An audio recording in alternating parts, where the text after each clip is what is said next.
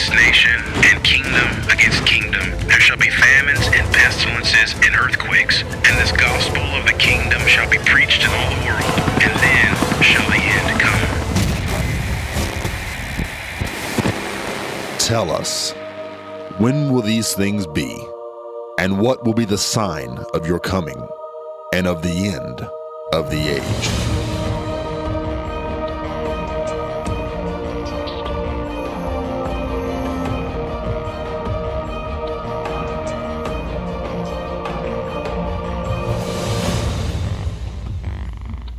Here's today's prophecy update. The November 29, 1947 UN vote for Resolution 181 on the partition of Palestine historically led to the declaration of the State of Israel. UN headquarters in New York and world body institutions in Geneva and Paris mark the anniversary with expressions of solidarity with the Palestinian people. Former U.S. President Jimmy Carter has marked the anniversary by calling on Barack Obama to recognize Palestine before he hands the White House over to Donald Trump. Isn't it amazing that the issue of the State of Israel is still such a bone of contention 69 years after the vote to create a state for the Jews? What's really behind all of this? We'll talk about it on today's edition of End of the Age. Now, the news is absolutely filled with this subject. However, before we go there, I have a very important and urgent announcement. Tomorrow evening, right here at the Endtime headquarters, we will begin a new series called From Here to Armageddon. This is the newest thing produced by Endtime Ministries. It consists of 8 lessons.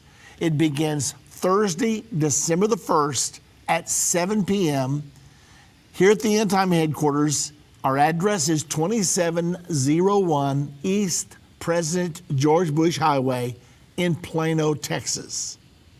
For more information, you may email drobbins@endtime.com. That's DROBBINS @endtime.com.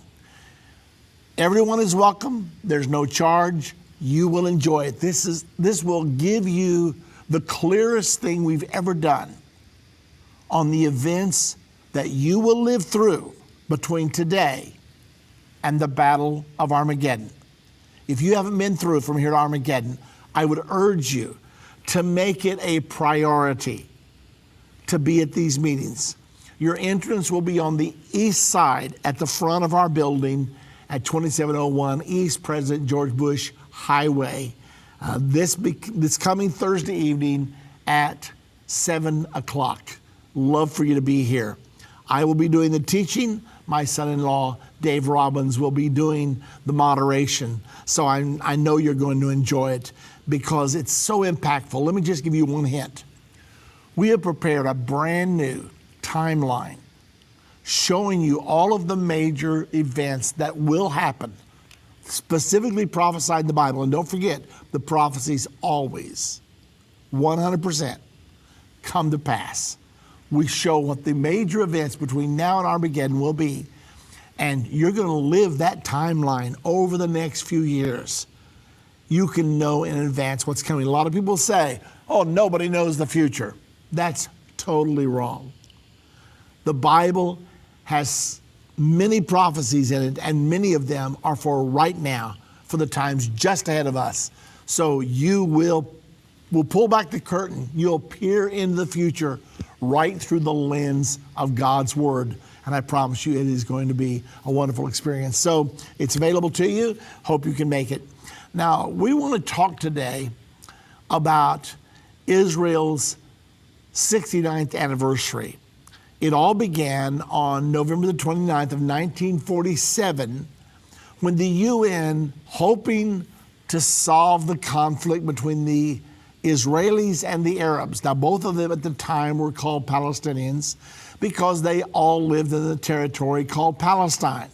The territory of Palestine had been under Ottoman control up until World War I, and then after World War I, with the defeat of the Ottoman Empire, Britain took control of this part of the world. There were no states there. There was no Israel. There was no Jordan. It was simply a stateless territory. But there was a mixed population of Jews and Arabs. The Jews desperately needed a homeland. They had just come out of Hitler's horrible Holocaust. So the sentiment in the UN was, let's make a place for the Jews. On November 29th of 1947, they voted to partition the land called Palestine. They created an Israeli state and a Palestinian state. The Jewish people gladly accepted the partition plan from the United Nations. The Arabs rudely rejected it, opting for war instead. Now, since both parties involved did not accept the resolution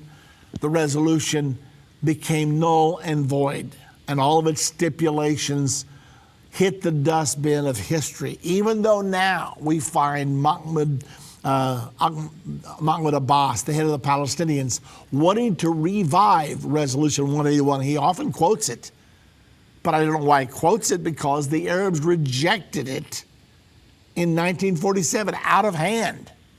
But yet now he wants to go back because they would have gotten more then than they will get now. But they chose war instead of peace. They weren't interested in a state.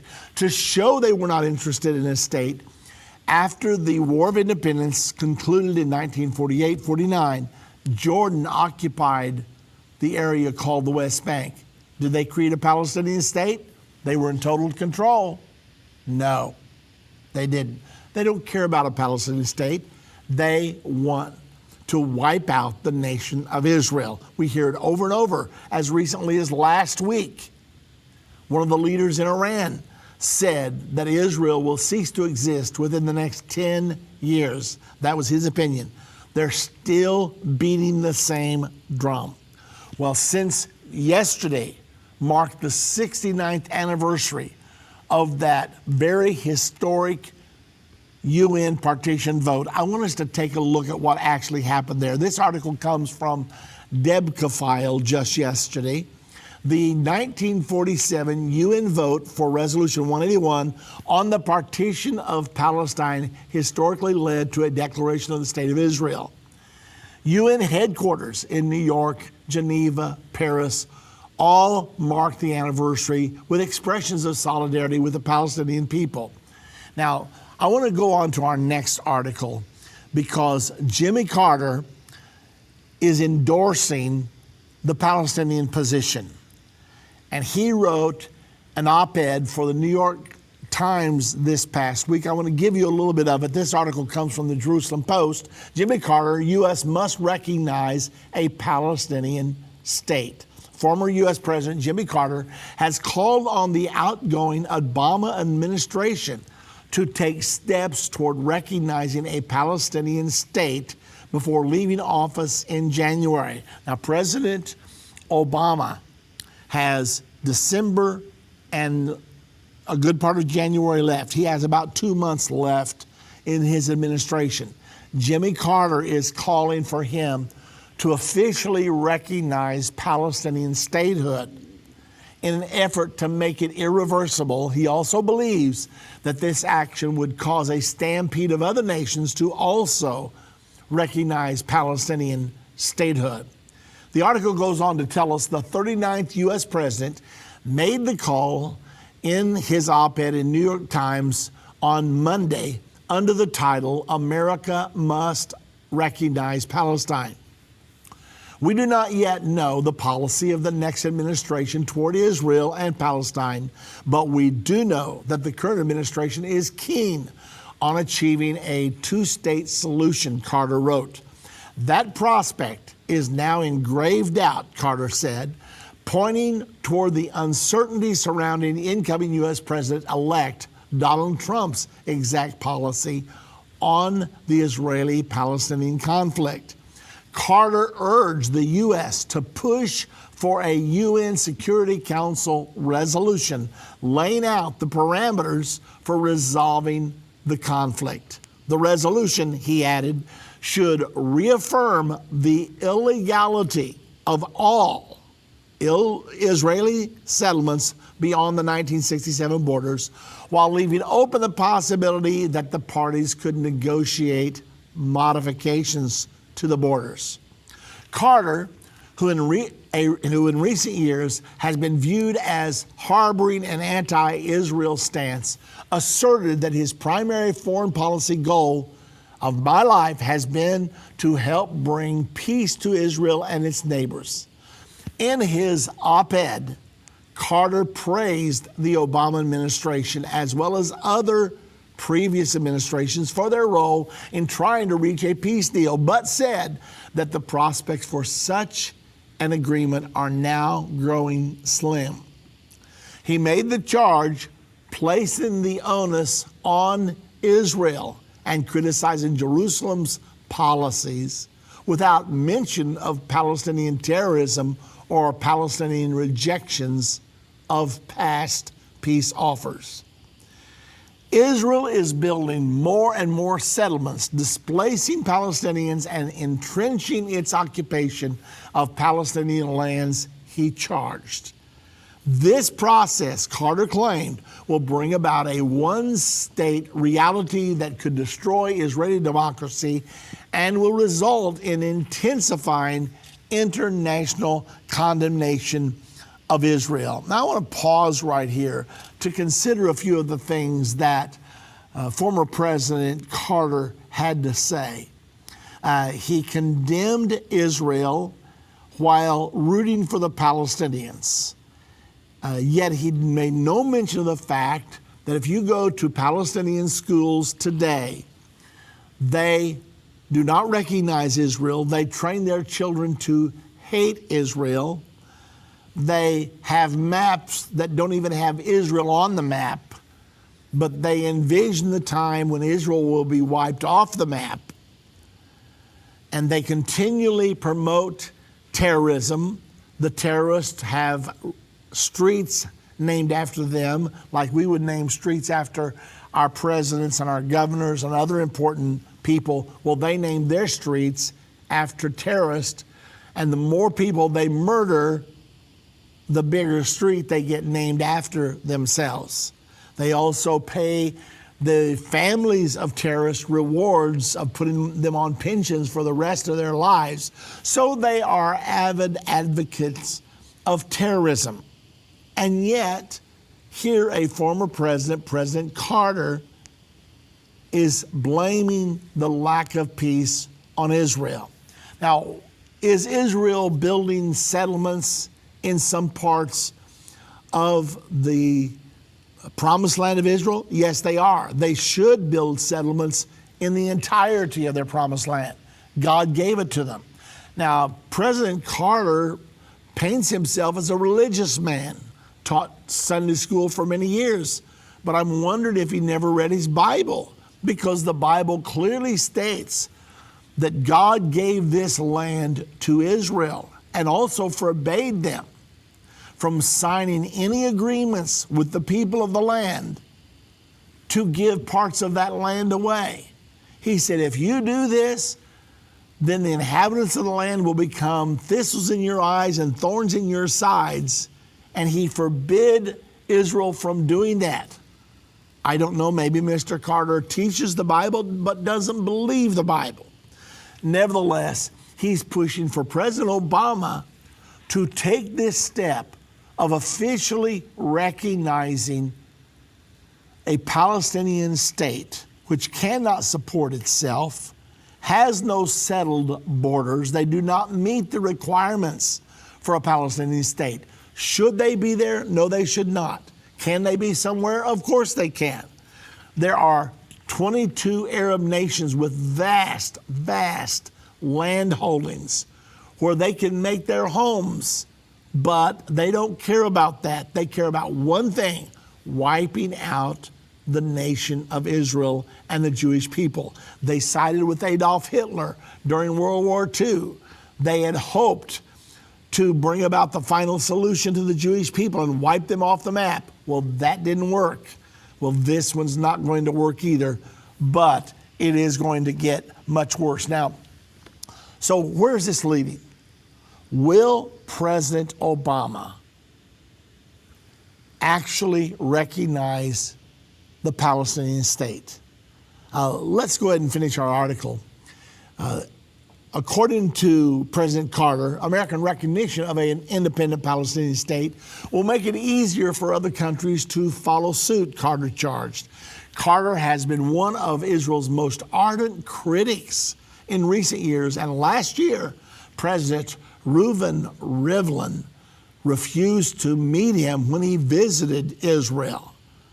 The president of Israel said, no, I'm not meeting with President Carter, because he is such a lopsided critic of Israel and a proponent of the Palestinians. Now, another article today comes from Adam Razgon. The title of the article: PA says it will submit anti-settlement UN resolution within days. This was published in the Jerusalem Post 2 days ago, just hours after the Palestinian leadership said it plans to move forward a UN Security Council resolution condemning settlements. Now remember, the Palestinians can't even submit a resolution to the UN because they're not a member. They applied and they were voted down. So they're going to get one of their proxy nations, an Arab nation, to put the resolution forward for them. The article goes on to say Prime Minister Benjamin Netanyahu said he expected U.S. President Barack Obama not to support action against Israel at the world body.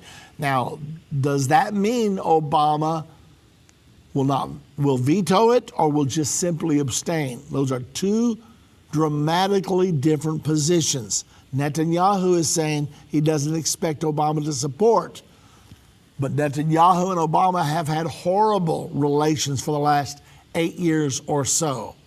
So will Obama, as his parting shot, allow this resolution that, according to the Palestinians, they're getting ready to submit to the United Nations within days? Now, what's this really all about? This is all about one of the two greatest prophecies that we're facing right now. Either one of them, when they come to pass, will be the greatest prophetic fulfillment in the last 2,000 years. Ladies and gentlemen, are you hearing me? I'm telling you, the Bible prophesies there's going to be a peace agreement signed. It should not be signed by Israel. It is going to result in Israel being thrown into the teeth of the Battle of Armageddon 7 years later. The peace agreement will be touted as a wonderful thing when it happens, but it's not going to be wonderful. It's going to end up in absolute disaster, and only the second coming of Jesus will save the Jewish nation at that time. Okay.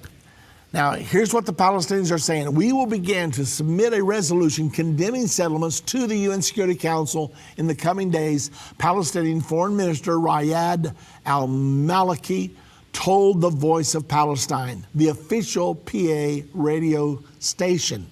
Palestinian leaders, including PA President Mahmoud Abbas, have said on numerous occasions over the past few months that the Palestinian leadership intends to submit a UN Security Council resolution.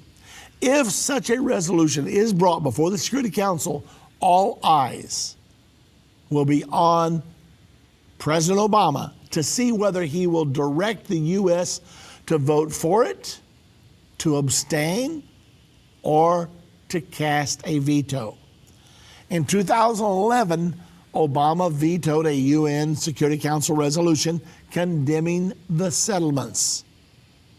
By contrast, in 1979, the U.S., under then President Jimmy Carter, abstained on an anti-settlement vote, allowing it to pass. PLO Executive Committee member Ahmed Majdalani told the Jerusalem Post on Monday that he believes the U.S. will abstain. We have ongoing contacts with the U.S. administration about the forthcoming UN Security Council resolution, and our assessment is that the U.S. will abstain from taking a position, Majdalani said. Netanyahu, at a memorial ceremony at Mount Herzl for soldiers killed in the 1957 Sinai campaign, contrasted the strong U.S. support Israel enjoys today to what existed in 1956, when the U.S. and Russia compelled Israel to withdraw from the Sinai.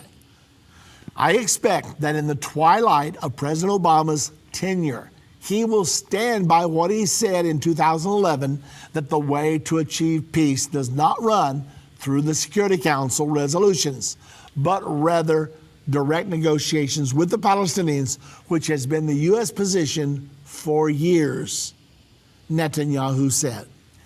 At the UN General Assembly in 2011, Obama said of the Middle East conflict, peace will not come through statements and resolutions at the United Nations. If it were that easy, it would have been accomplished by now. Ultimately, he said, it is the Israelis and the Palestinians who must live side by side. Ultimately, it is the Israelis and the Palestinians, not us, who must reach agreement on the issues that divide them, on borders and on security, on refugees and on Jerusalem. Israeli diplomatic officials said that while Jerusalem was carefully following the issue, at this time it was speculative to say whether the Palestinians would indeed bring a resolution and how the U.S. would respond if they did. One of the things that you might want to notice they say they don't know whether they're going to bring a resolution or not. That will depend on the messages they're getting back from the U.S. Hey, you bring it, we're going to smack it down. Or if we're nebulous about it, then they'll be encouraged to bring the resolution. So we'll have to wait and see, but we don't have long to wait because the time is quickly running out. Maliki, in his interview with the PA radio station, added that states affiliated with the non-alignment movement and the Organization of Islamic Cooperation, that's called the OIC, have already pledged to support a resolution against the settlements and consultations with Arab states are ongoing. Abbas attended both the meeting of the OIC in March and the non-alignment movement in September, where he called on member states to support a UN Security Council resolution condemning settlements. Maliki said that the resolution will be submitted and brought to a vote after consultation with Arab states are completed. Abbas and PLO Executive Committee Secretary General Saeb Erekat have since renewed their commitments to coordinate the submission of a UN Security Council resolution with their Arab counterparts. One Western diplomatic official said that the Arab quartet, made up of Egypt, Saudi Arabia, Jordan, and the United Arab Emirates, has not been overly supportive of an anti-settlement resolution at this time. The reason, the official said, is because these countries do not want to give Palestinian Authority President Mahmoud Abbas any prize as he continues to thwart the orderly succession process they want to see put into motion inside Fatah. What's happened is Abbas was elected for a 4-year term 9 or 10 years ago. And when his 4 years was up, he just didn't have any more elections. He would call the elections, then cancel them. The United States has winked at this because the last time we pushed him into elections, Hamas won the elections and everything ended up worse than they were before. So now then, we're winking and turning our head the other way as Abbas ignores the elections. And yet this particular article's opinion was that many of the friends of Abbas are in fact pressuring him right now and not willing to line up behind him because they want him to put together an orderly succession to succeed him because he's now in his 80s. Now, it goes a little deeper than that, though. Iran is asserting itself in the middle of the Middle East, and Israel is against Iran. Saudi Arabia, Egypt, they're all Sunni states also against Iran. They cannot resist Iran alone, but together with Israel, they could thwart the purposes of Iran. That's another thing that was not spoken in this article, but is certainly a factor. Well, listen, ladies and gentlemen, there's a lot going on right now. And for those of you that stay with us for the next half hour of our program, we'll get into some things a little bit deeper. However, right now, two things. Our latest magazine just arrived. If you're not a subscriber, don't wait. I wrote an article for this edition. Here's your sign. God said, "Behold, the Lord gives you a sign. A virgin shall conceive and bring forth a son." I tell the story in my words about what really happened between Joseph and Mary when Mary found out she was pregnant and had to convince Joseph that she had not been unfaithful to him. They were engaged to be married, but they weren't married yet. Joseph was on the brink of putting her away. Anyway, you need to subscribe to the magazine for this article and for many others because it's the End Time, and you certainly should be a subscriber to End Time Magazine now. In addition to that, don't forget our new series, From Here to Armageddon. If you don't have it yet, don't wait another day. It might be a wonderful thing to ask for Christmas. The number to call, 1-800-END-TIME. That's 1-800-363-8463. I don't know about you, but I feel things speeding up. With the election of Donald Trump as our president, do you feel what I feel? Feel things speeding up? So get your magazine, get From Here to Armageddon, and become a partner with Endtime Ministries. 800-END-TIME is the number to call. We'll be right back. From Here to Armageddon, a new exciting 8-lesson series to share with your friends and family. Order yours right away. Answering many questions like, how far are we from the Battle of Armageddon? What will happen between now and then? Where are we on the timeline? Your questions answered in this exciting 8-lesson series, From Here to Armageddon. Go to endtime.com or call 1-800-END-TIME. That's 1-800-END-TIME, 1-800-363-8463. Order yours right away. If ever people need to hear the unvarnished truth, it is now. There are some subjects that are not politically correct to talk about, but they're urgent. That's why I'm grateful for Endtime Magazine. If you're not a subscriber, you're missing information that will really impact your life. Endtime has a bi-monthly magazine that explains how current events are fulfilling Bible prophecy. You can get a 2-year subscription for only $29. You can also get a bulk subscription and pass them out to your church. We have gotten reports that Endtime Magazine has caused spiritual awakenings in churches when they see the prophecies being fulfilled right now. You can start your own ministry and leave them in doctors' offices, libraries, laundromats. You never know if you might be responsible for saving someone who is searching for the unvarnished truth. That's what the magazine did in my life. Call 1-800-363-8463. That's 1-800-END-TIME and get your subscription today. If your station only carries the first 30 minutes of End of the Age, go to endtime.com and click the watch button to continue today's broadcast. You can also finish up later by clicking the archives button.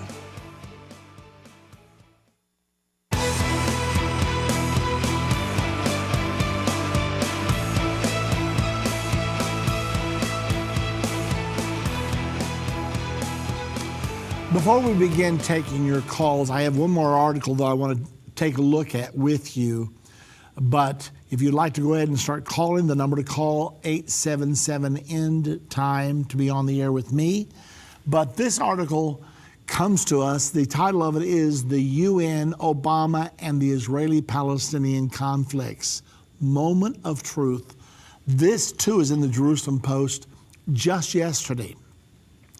Barack Obama has for months held his cards close to the chest on plans for action toward Middle East peace at the UN Security Council. But he is fast running out of time to play his hand. Let me just pause here a moment to say, President Obama tried with all of his might. In his first term, he tried with all of his might to get a peace agreement, to no avail. He turned around during his second term. John Kerry spent 9 intensive months. I've never seen anyone try so hard. Still no peace agreement. So consequently, Obama appears and has hinted that the only way to peace might be through a UN Security Council resolution. Well, he has not resorted to that because the American public and the American Congress would not favor that at all. And yet he's hinted around that he could go that way. That's the reason there's so much talk about it right now. Let's follow the article on. The outgoing administration says it is looking at ways to ensure that a two-state solution to the Israeli-Palestinian conflict does not die on their president's watch.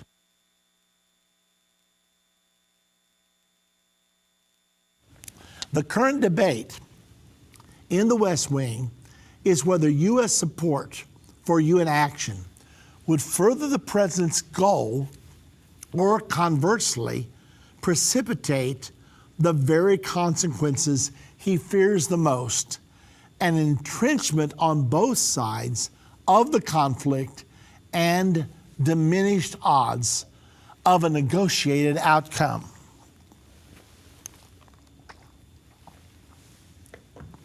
Obama knew he would face this dilemma even if his horse in the 2016 presidential race, Hillary Clinton, had won the presidency. She opposed any U.S. involvement in an initiative, as she put it, that would impose parameters for peace on the parties from without. But Obama now faces a much less predictable and much more hostile successor taking over in less than 2 months. That has changed his calculus on the UN option considerably, sources say. By taking action at the UN during Donald Trump's transition period, Obama would force the president-elect and his burgeoning team to come up with a policy response the White House believes would be half-baked. From what the Obama administration has seen of the incoming president's pattern of behavior, it expects that Trump would take their action as an attempt to box him in, prompting a response that would likely aggravate the situation further, placing Trump's brand new administration far to the right and facilitating Israeli and Palestinian actions that Obama has long considered counterproductive. Now, while they see a president-elect who does not appear concerned with Israel's continued building in the West Bank, they also note his interest in achieving a negotiated peace.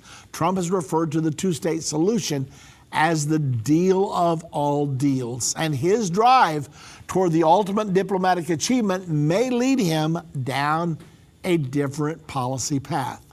In that spirit, Obama, who contemplated the downsides of UN action long before Trump's victory, may instead opt to use his newfound relationship with the president-elect to lobby him on the need to keep the two-state solution alive. Under Trump, the Republicans eliminated any mention of such an outcome to the conflict from its official party platform. They took away mention of the two-state solution possibility, which was unprecedented. Israel's leadership is gravely concerned that Obama will take action in his final days in office, joining a French effort to outline parameters at the Security Council for an ultimate peace agreement. Obama administration officials have in the past opposed such action as contrary to the pursuit of peace, expressing the belief that a peace agreement must be directly negotiated between the two parties. And yet, the administration fears that creating facts on the ground, new settlements, is systematically eroding the prospects of such a negotiation. They have thus held on to the option of UN action as a last resort. if not simply a tool to pressure Benjamin Netanyahu and his government. Israeli officials argue that a parameters resolution would codify the Palestinian Authority's opening negotiating position, setting the bar for future talks on their terms. Such a development would destroy any chances for a negotiated outcome, they warn. It would furthermore legitimize a Palestinian tactic of circumventing direct talks by relying on international bodies to support their actions, an approach the U.S. has criticized. Obama has considered giving a speech on the matter that would outline his own vision of how the process should proceed. That option is still on the table, senior administration officials tell the Jerusalem Post. But administration staff also believe that Israel must learn that it does not have, through proxy of the U.S., the power of an automatic veto at the UN Security Council. Now, America has vetoed resolutions against Israel 41 times since 1972. Consequently, Israel has assumed that the United States will always have her back. However, it hasn't appeared that way so much under the Obama administration, and still the threat hangs heavy over Israel's head. Maintaining this threat of U.S. action or of U.S. support for action has not only provided the State Department with much needed leverage over Jerusalem, but has also allowed them to remind Israel of the dynamics of the relationship. Well, that's the situation. I am in Israel twice each year. I follow the Israeli news every single day. And let me tell you, Israel's very concerned about the United States and the stance of the United States of America. It is tremendously concerning to Israel because if the U.S. pulls away from Israel, she is left alone. So it's so important for us to realize how important it is for America to stay faithful to Israel. We're taking your calls now. The number to call to be on the air with me, 877-END-TIME, 877-363-8463. Let's go now to Florida. Joseph is calling from Florida. Hello, Joseph. I get a dial tone. Are you there? Hi, how are you? I'm fine, Joseph. What's on your mind today? I have a question, and the reason I ask, I'm legally blind, and in the past 24 hours, because of my Christian beliefs, I was physically attacked twice. I'm very able to defend myself, but it made me stop and wonder, is this the wrath of Satan that they talk about in Revelations come down to the earth? I mean, it's troubling. Well, what you're facing is just what's been normal for the last 6,000 years since the creation of Adam and Eve. Of course, there are forces that are against us and against God's people, but it's not the wrath of Satan spoken of in Revelation chapter 12, verse number 12, the final 3.5 years called the Great Tribulation. No, we're not in that yet. The biggest thing, Joseph, is this.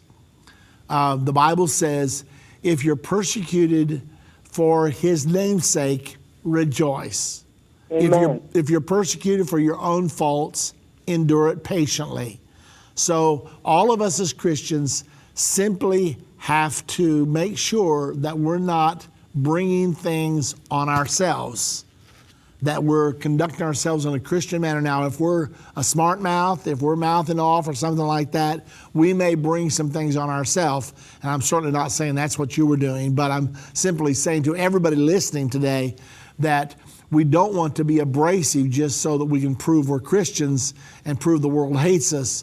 In the New Testament church, the Bible says that the New Testament people had favor with all the people. The only people who really hated them were the religious leaders because they were drawing people away from those religious leaders to themselves. The people were so sick of empty religion that they were moving toward, the apostles and the great revival they represented. So it's really important that as we're in the world and representing Jesus Christ, that we always do it in the right way.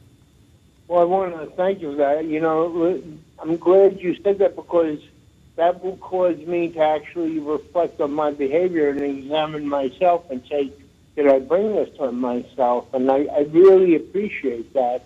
The other quick question I have, is it okay to defend myself? I mean, I don't mean go after the person and, you know, beat them senseless, but just to get the person to stop, you know, hitting you. Is it okay for me to push them down, you know? Well, I'll tell you what, you must be finding yourself in a wrong situation. I don't know what's provoking all of this, Joseph, but if you have people that are continually badgering you, I would just avoid those people. And furthermore, the Bible says a soft answer turneth away wrath. And as Christians, when people speak to us in an angry or a negative way, we are supposed to reply to them in a good way. The Bible says, bless those that curse you, do good to those that despitefully use you, love those that hate you. And so all of us do have to look at our behavior. Are we being persecuted for the Lord's sake, or are we being persecuted because we're hateful or because we're just obnoxious? So just consider your own ways. You'll have to work that out between you and God, but that is a good thing for all of us to think about. Thank you very much, and God bless you. Okay, God bless you, Joseph. We'll get right back to our callers as soon as we come to this break, but we're almost to a break, and I don't want to bring you on with a very short amount of time left. Let me say to all of you out there, this is the end of 2016. We're on the brink of 2017. Can you believe it? I remember when we were back in the 1990s and we thought, will we ever see the year 2000? Well, here we are, 2017 almost. And so that makes us stop and do inventory. What are we doing? And I'd just like to say to all of you out there that our time is short. I feel like this year here at Endtime Ministries, we've been doing everything we can do. We've been on the air every day. We're on television every week. We're doing so many things. And yet I feel like this year we've been in preparation for what is to come. The greatest revival is yet to come. We'd love to invite you to join us as we're gearing up for what is just ahead. We know what's ahead. The Bible prophesies. So to be a partner with Endtime, call us. 800 Endtime is the number. Jump on board. We need you. Most people have dreamed of someday walking on the ground where Jesus walked over 2,000 years ago. You don't want to wait any longer. Make this the year for your life-changing experience. Judy and I would like to invite you to join us for our 2017 Spring End Time Prophecy Tour. This is a 14-day trip to Israel and Rome. Please join us to experience the greatest place on earth, the Promised Land, with an added bonus, Rome, Italy. Start making your plans right now and join us April 30th through May 13th of 2017. We're going to have a wonderful time. Call now to reserve your place today at 1-800-ENDTIME. That's 1-800-363-8463, or go to endtime.com.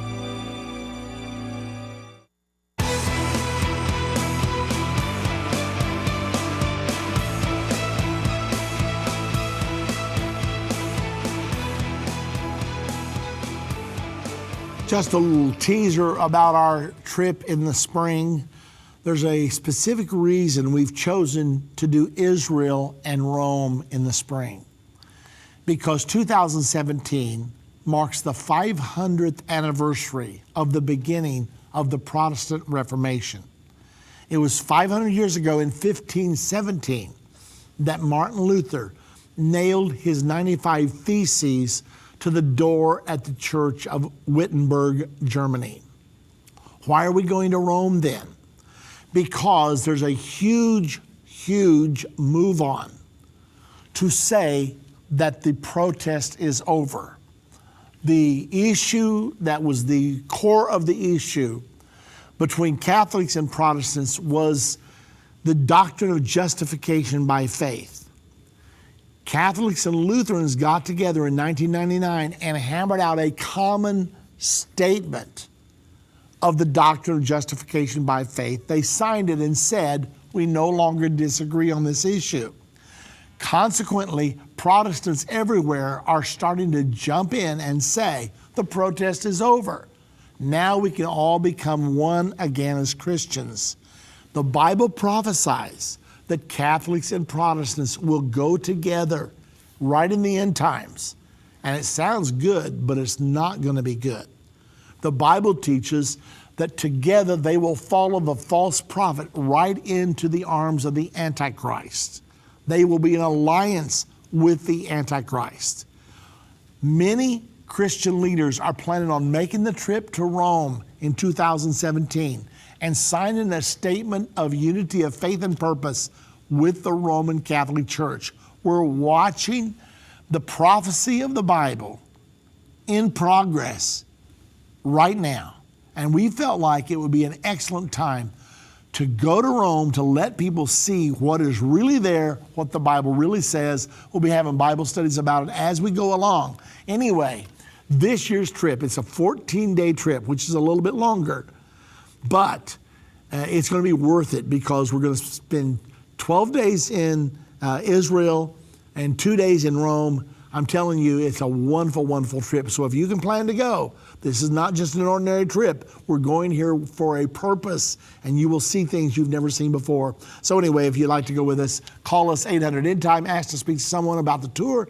Let's get right back to the phones now, and calling from the internet, Rod is calling from North Dakota. Hello, Rod. Hello, Irvin. How are you doing, my friend? I'm doing fine. How are you doing? Pretty good. I had to move up here to North Dakota since my plant closed down in Mississippi. Yeah, I was wondering what you were doing in North Dakota. I'm used to seeing Mississippi. Yeah, that's what happened. Anyway, so I have a comment. I've been following now for about a year a couple of young men in Israel, and they run two websites. One of them is called oneforisrael.org, and the other one is called IMetMessiah.com. Anyway, their names are Ethan Barr and Moti Bekinen. And these two young men were Orthodox Jewish guys, and they converted to Christianity, and they're very good, outspoken preachers.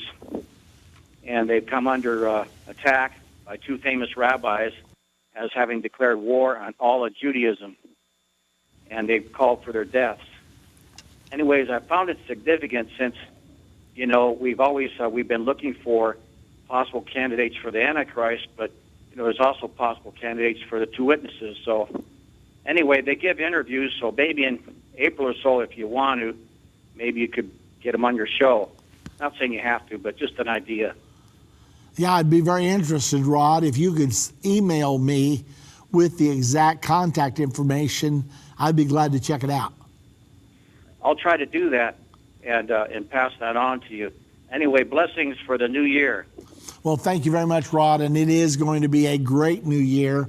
I'm going to tell everybody, yourself plus everybody else that's listening, that I just viewed yesterday the first DVD of our new Revelation commentary. Now, don't get excited because it's not near ready yet, but we're doing a brand new commentary through the entire book of Revelation. It'll end up being 22 hours on DVD, but we believe it's going to be the most impacting thing Endtime Ministries has ever done, and we truly believe there's never been anything like it on the book of Revelation.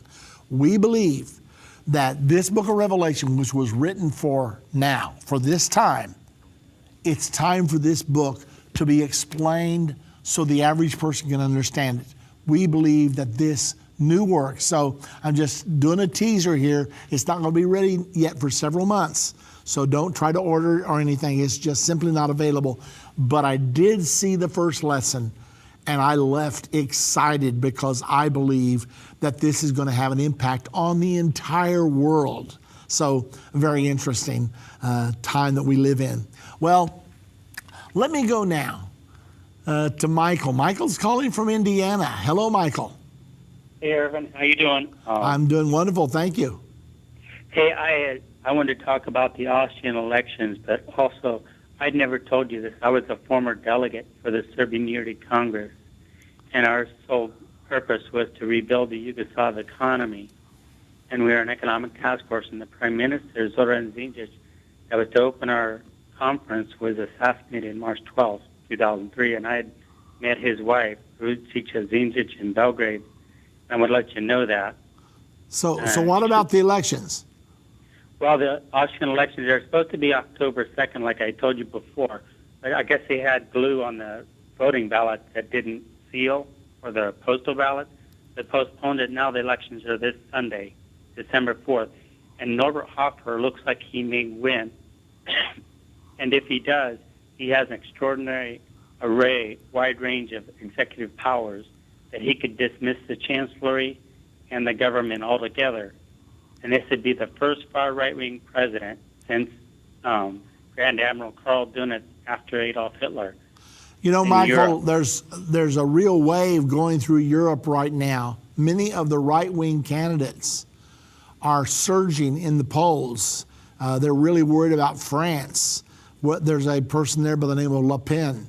Marine Le Pen, yeah. And so consequently, if the same thing is happening in Austria, this is an interesting thing. There's winds of change that are flowing through Europe right now. So we really should be watching. I have not been paying close attention to the Austrian elections, so I can't speak with authority on those elections. But nevertheless, it's very interesting to see what's happening throughout Europe right now. Yes, definitely. And there's Alternative for Deutschland in Germany with Frau Petri, and her nickname is Adolfina. She's so radical and inflammatory. But there's various parties, and this Austrian party, Freedom Party, the first federal leader was a Nazi SS, Anton Rheintaler. And so these elections are this Sunday in Austria, and we have to be very closely watching because the common denominator between all these parties is migration and how they're going to handle it. So Thank you very much. Thank you, Michael. And that is one of the things that's going on in Europe. And Donald Trump's election is adding to this in Europe right now because they're watching what's happening here in America. Donald Trump being the bold spokesperson that he is, the non-politically correct person. There's a lot of people who are just hungry for the truth. The politicians have become so polished and so skilled at talking all day and never really saying anything for sure. People are sick of it. They want to know, what do you believe? What will you do? Well, that can be good. It also can be bad because sometimes this throws us open to demagoguery. Now, like Michael said, the immense amount of migration that has come into Europe is upsetting the peoples of Europe because they're watching their homelands and their peace being disturbed by a lot of these immigrants, these illegal immigrants. Now, we know that not all the illegal immigrants are criminals, and yet we also know that some of them are. And many people that were very comfortable in their homelands now find themselves afraid to go out of their houses. This is causing people to say, wait a minute, these politicians have been running things. We don't like what they're doing, and so consequently, they're voting in another direction. Now, this may be good, but at the same time, it was somewhat that way when Adolf Hitler came to power. So while we're watching these winds of change, we also need to be very discerning around the world, even in the United States of America. Now, it appears to me that Donald Trump is probably going to do a good job here in the United States. I believe that the United States had to have a reversal away from globalism and getting back to national sovereignty. I'm praying for Donald Trump. I hope you're praying for him, that he will make good decisions as he selects his cabinet members. But at the same time, my hope is not in Donald Trump. My hope is in Jesus Christ, and I hope you feel the same way. Got time for one more call. Let's go to Nevada. Steve is calling. Hello, Steve. What's on your mind today? Hey, Hello. I'm happy that Donald Trump got in, and you are definitely keeping us up to date on the current events, and this new one is, out of left field.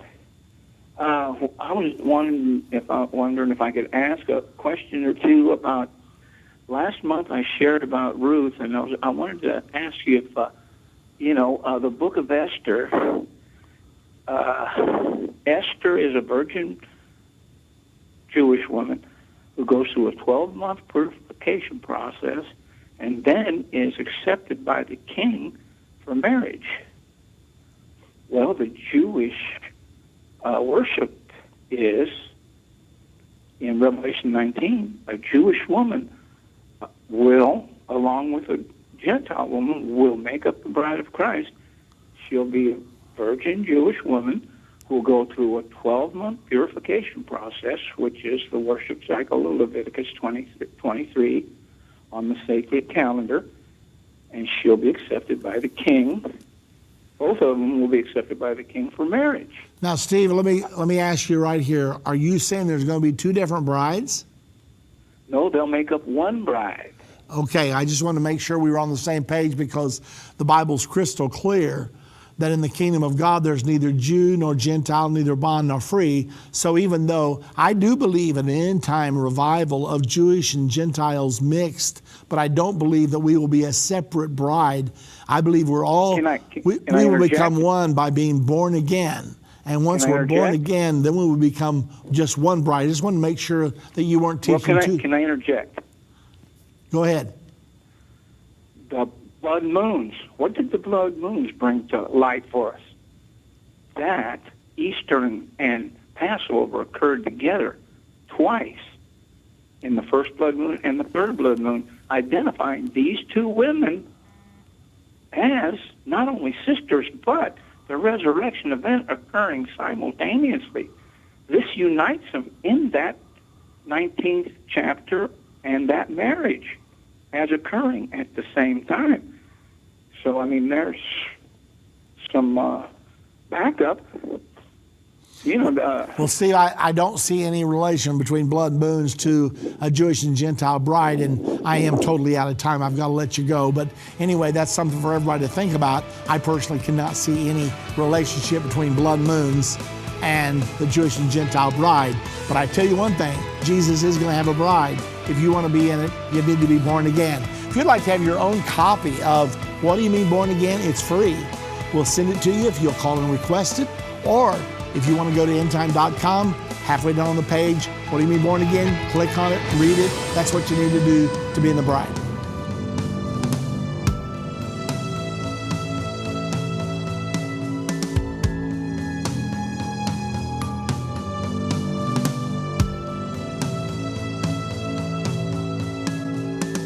End of the Age is a production of Endtime Ministries. This broadcast will be available on our website, endtime.com, in the archives section. On our website, you'll also find more information about how current events are fulfilling Bible prophecy. To reach our operators, call 1-800-ENDTIME. That's 1-800-363-8463. Endtime Ministries is partner supported. We would like to say thank you to our partners who made this broadcast possible. To do what Matthew 24:14 said, to reach the world with the gospel of the kingdom.